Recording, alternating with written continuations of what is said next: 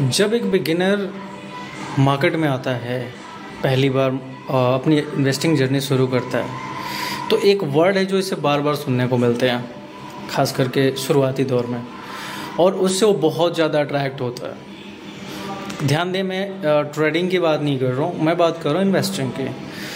तो वो वर्ड क्या है? वो वर्ड है पेनी स्टॉक्स। पेनी स्टॉक्स क्योंकि एक कुछ कहानियाँ जो है ना स्टॉक मार्केट की दुनिया में बहुत ज़्यादा पॉपुलर है।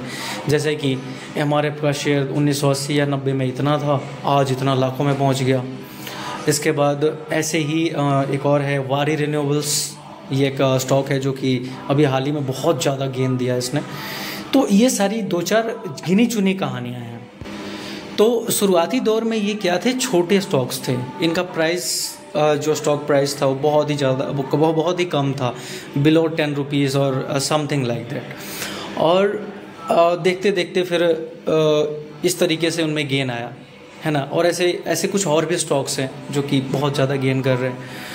तो इनको देख के क्या होता है कि लगता है, नए इन्वेस्टर को लगता है कि भैया जितने भी 10 रुपये या उससे नीचे के स्टॉक्स है पोटेंशियल रखते हैं और मे बी एमआरएफ की तरह चल बढ़ेंगे, ठीक है। तो मेरा जो आज का डिस्कशन है वो इसी बारे में है कि आपको ब्लाइंडली पेनी स्टॉक्स को सिलेक्ट नहीं करना है। ये नहीं कि सारे ही पेनी स्टॉक्स चल जाएंगे, ठीक है, बट ऐसा भी नहीं है कि कोई भी पेनी स्टॉक नहीं चलेगा, ठीक है।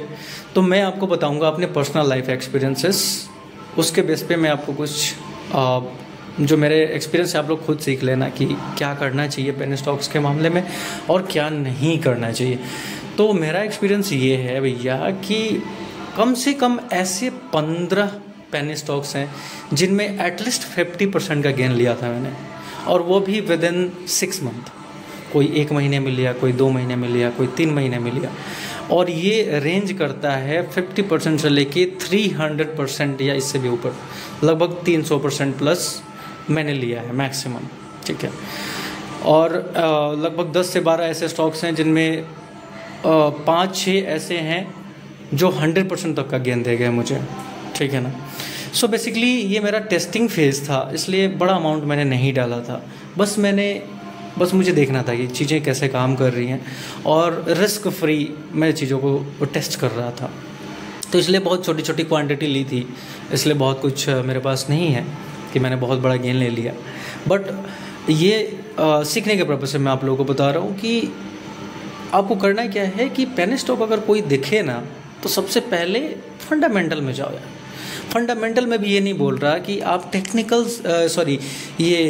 रेशियोज़ को एनालाइज करो, टेक्निकल पॉइंट्स को एनालाइज करो, जाके दुनिया भर के रेशियोज़ होते हैं वो सारे देखने लग जाओ, है ना। मैं इसकी बात नहीं कर रहा हूँ, मैं बोल रहा हूँ एक्चुअल बिजनेस की कि भाई बिजनेस है क्या कंपनी का, क्या एक्चुअली में बिजनेस है, वो ग्रोइंग बिजनेस है, फ्यूचर है उसका, या फिर वो डाउनफॉल की तरफ जा रहा है।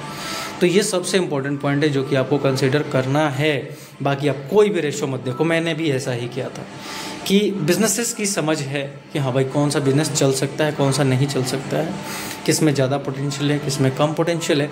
और इसी बेसिस पे मैंने कुछ स्टॉक्स उठाए थे, और जिनमें से मैं 10-15 की बात कर रहा हूँ जो कि अच्छा खासा मुझे गेन देगा।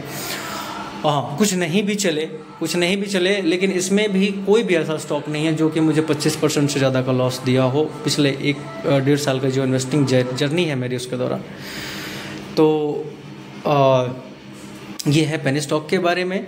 फंडामेंटल आप देखिए, उसका बिजनेस एनालाइज कीजिए। बिजनेस अगर वो लॉस मेकिंग भी कंपनी है, ये बहुत ही कमाल की टिप दे रहा हूँ आपको, पॉइंट दे रहा हूँ, बहुत ही हिंट है, पूरा डिटेल में नहीं बताऊँगा, खोल के नहीं बताऊँगा, लेकिन आप समझना कि अगर वो लॉस मेकिंग कंपनी है, क्योंकि मोस्टली जो पेनी स्टॉक्स होंगी आपको या तो बहुत ही थिन प्रॉफिट होगा, बहुत ही कम प्रॉफिट होगा, या फिर लॉस मेकिंग कंपनी होगी।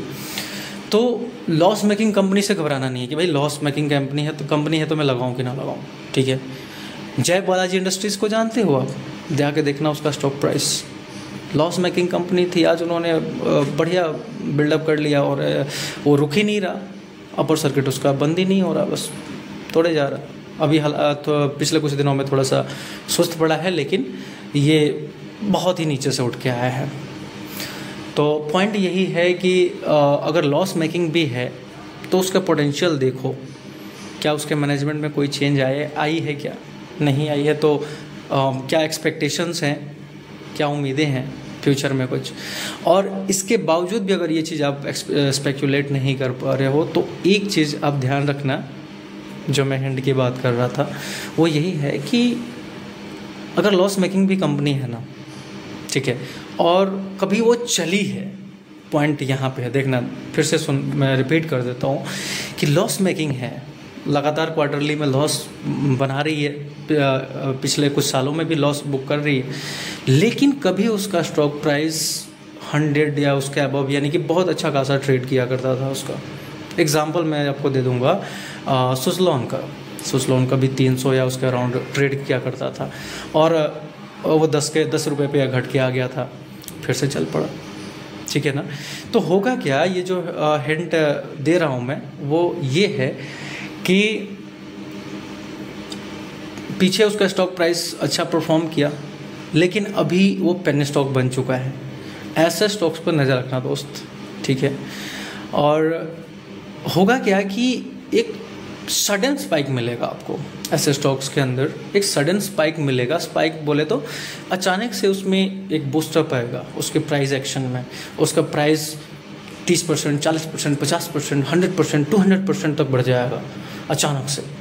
तो ध्यान आपको ये रखना है कि वहाँ पे आपको रुकना नहीं, ये नहीं कि मैं 200% मिल गया तो और रुकता हूँ, शायद 500% मिल जाए, ठीक है। अगर आपकी एनालिसिस कहती है कि नहीं 500% या उसके ऊपर भी जा सकता है जय बालाजी इंडस्ट्रीज़ की तरह, तो रुकिए।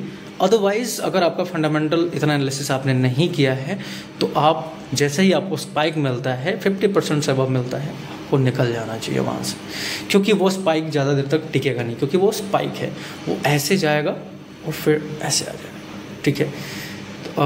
हालांकि इसके पीछे भी ट्रिगर्स होते हैं, किस ट्रिगर की वजह से वो स्पाइक आई है, ठीक है, कौन सा ऐसा पॉजिटिव या नेगेटिव न्यूज़ आया है जिसकी वजह से वो स्पाइक आई है। और फिर भी जहाँ तक मेरा एक्सपीरियंस है अपना पर्सनल, बहुत ज़्यादा देर तक सस्टेन नहीं करता है वहाँ पे प्राइस, वो नीचे आना ही आना है, तो आपको वहाँ से निकल जाना है, ठीक है। तो ये है मेरा आज की लर्निंग कह लो या जो भी कह लो, मेरे पर्सनल लाइफ एक्सपीरियंस से। Thank you so much.